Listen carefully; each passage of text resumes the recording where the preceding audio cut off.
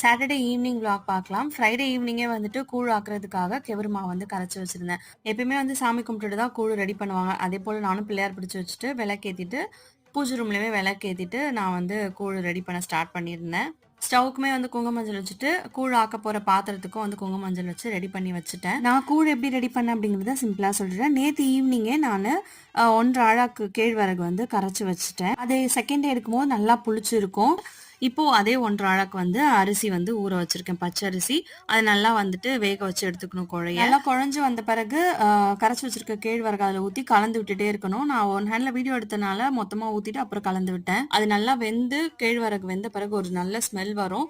அந்த டைம்ல வந்துட்டு தண்ணி தொட்டு தொட்டு பார்த்தீங்க கையில் அப்படின்னா சாதம் கேவுரு எதுவுமே வந்து கையில் ஒட்டாது. அவ்வளோதான், கூழ் வந்து ரெடி ஆகிடும். இது கம்ப்ளீட்டாக ஆறின பிறகு நல்லா செட் ஆகி களி மாதிரி ஆகிடும். அதை தான் வந்து சாமிக்கு படையல் போடுவோம். அப்புறம் கரைச்சிட்டு கூழா வந்து ஊற்றுவோம். இது எல்லாமே நெக்ஸ்ட் வீடியோல பார்க்கலாம். பாய்.